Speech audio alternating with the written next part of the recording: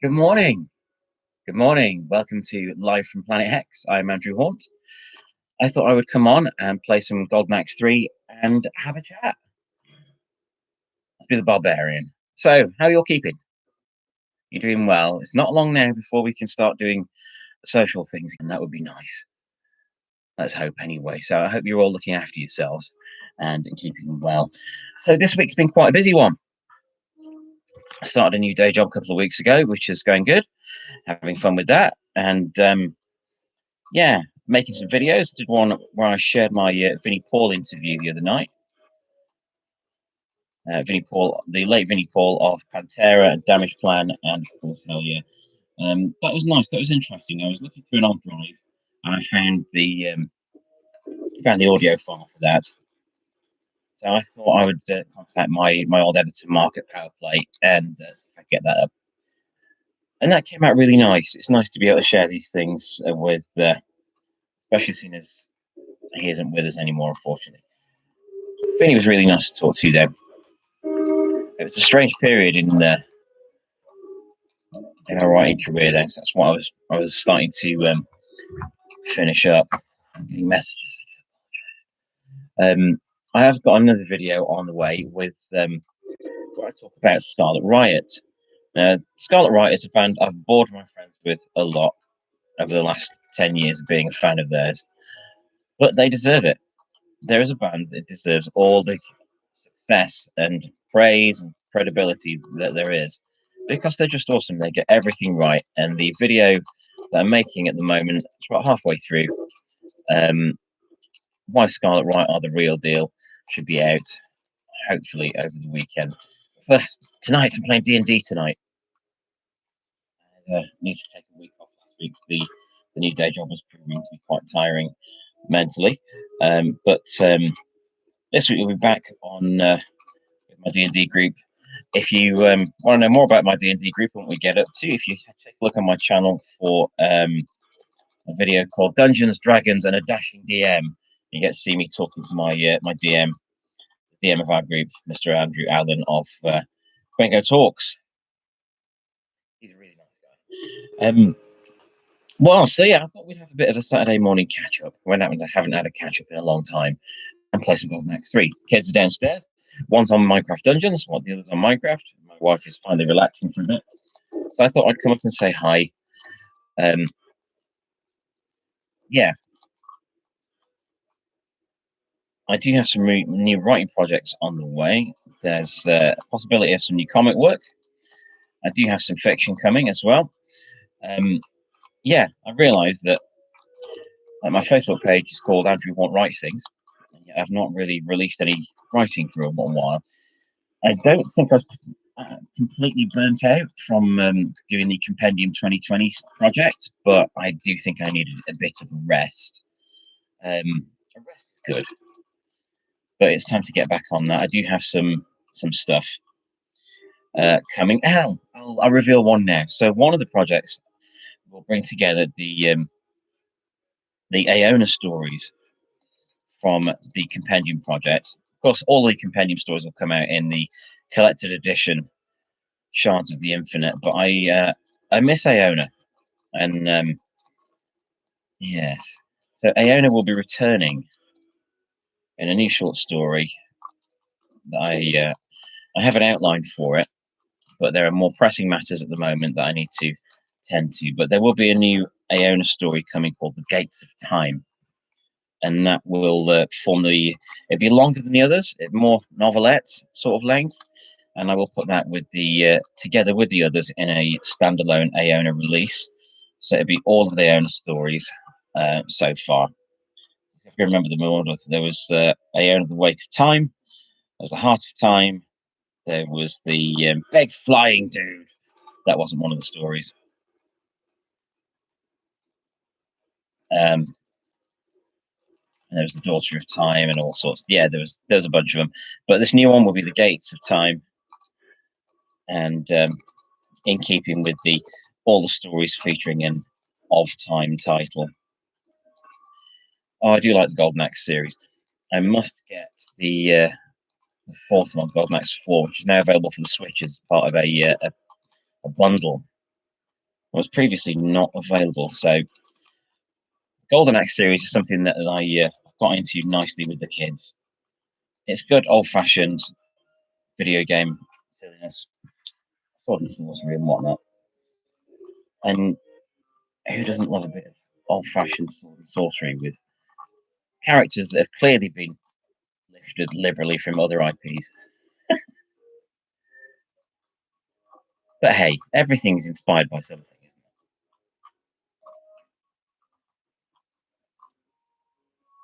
You're coming back.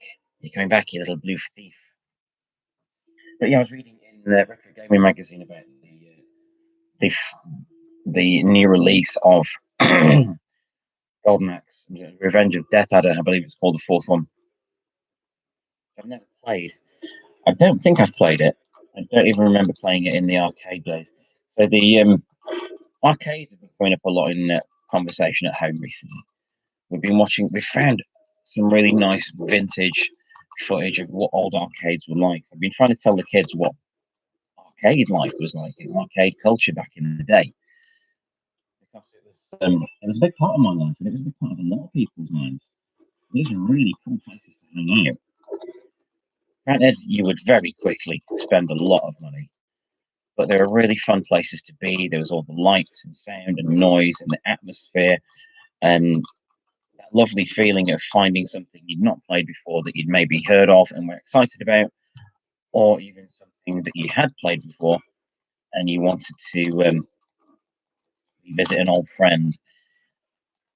My 90s arcade experiences were a really nice mix of whoops, use some magic, get rid of these. Playing new games, and also Donkey Kong and Pong and Super Mario and the classics, the Space Invaders. I had a great love for Space Invaders. One of my earliest loves of video games, though, that I must find again would be Mooncrester, which was kind of Space Invaders, kind of Galaxian, that sort of thing, kind of Galaga.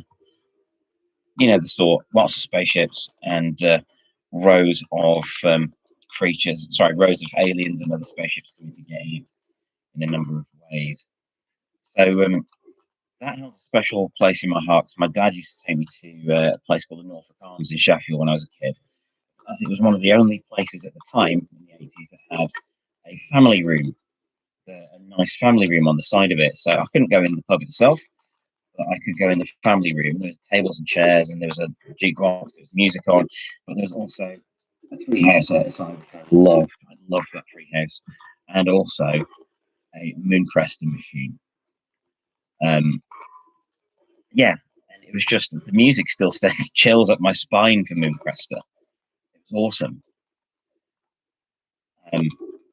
You know, back when at the time I was still having dreams that one day something akin to the last Starfighter would happen to me. Oh God, I love that film. That's one thing. Oh yeah, if you do check out, if you haven't seen the last Starfighter in a long time, do check out the Blu-ray version of it, Blu-ray release of it with I believe it was the Blu-ray new artwork Ferguson, who you may know from doing art from Marvel and Disney and Star Wars and all kinds of stuff. Jumped from behind Vice Press and a lot of the Marvel giveaway posters and things like that. Very talented individual.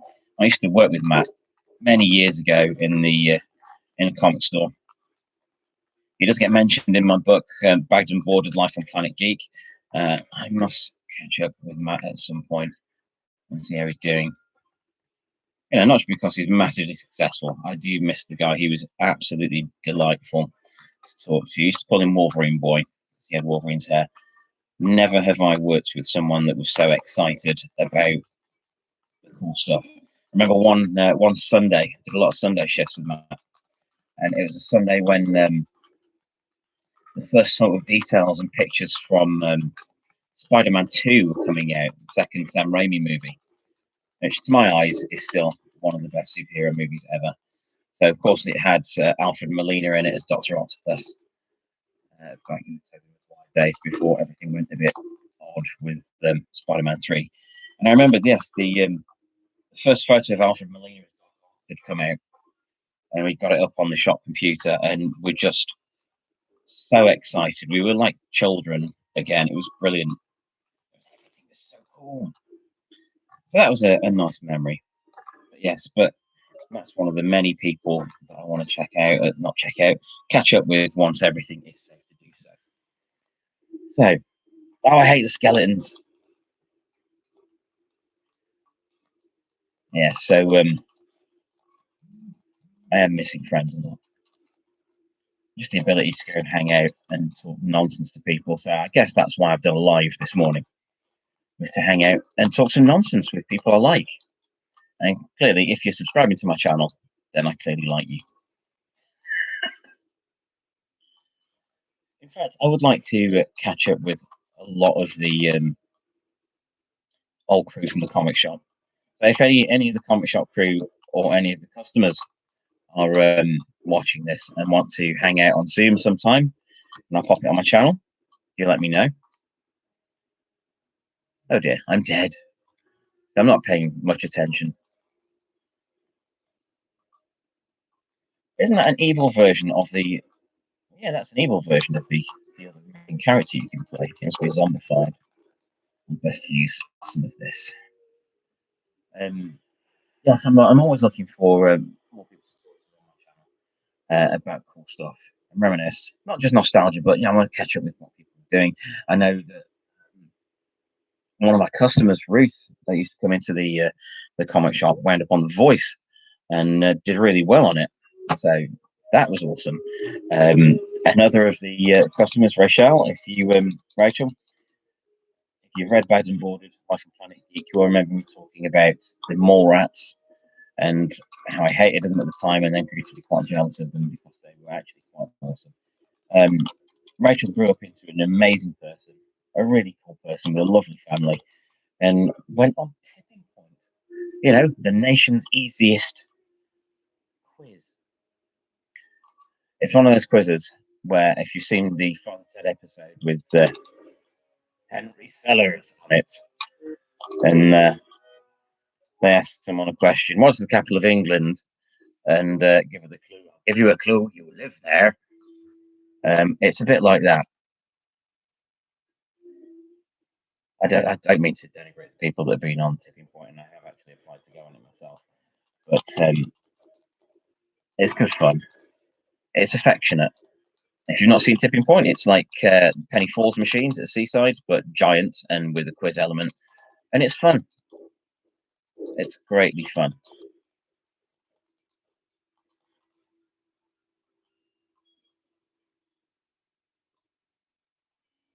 Sorry, I got carried away with the game there.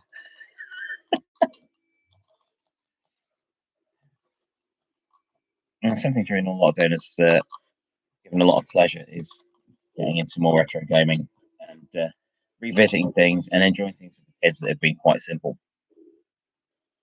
Hey, I never do that. I'm not sure how I did that move.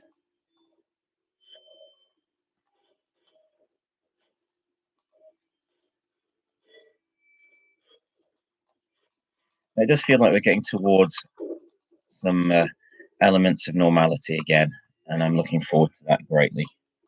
Whoops, I meant to jump there. Hindsight is a wonderful thing. Yes, the big geek news this week is the release of Snyder Cut of Justice League. And I took my son Alex to see Justice League at the cinema, and yeah, Joss Whedon's version was not what it could have been, but we all know that. So I'm glad this new version has come out. Unfortunately, it's a version that I can't show my son because he's 8, and that's not really appropriate. And it's 4 hours long. And have you ever tried to hold an 8-year-old's attention for 4 hours? It may try and hold it for 4 minutes. But I'm glad that's out finally. I do like the merch that they put out with the hashtag written on it that says "We released the Snyder Cut."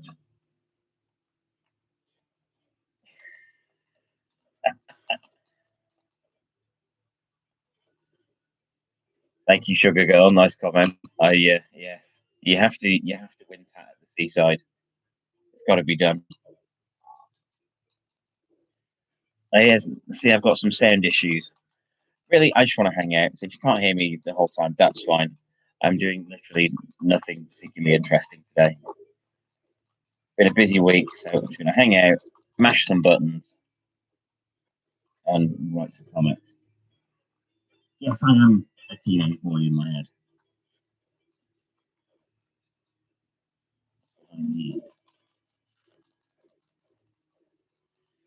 One problem with the Golden Axe games, is that you can actually attack the other players. You don't just focus on the bad guys. So whenever I play this with kids, or the kids play it with each other, it does generally degenerate into us attacking each other.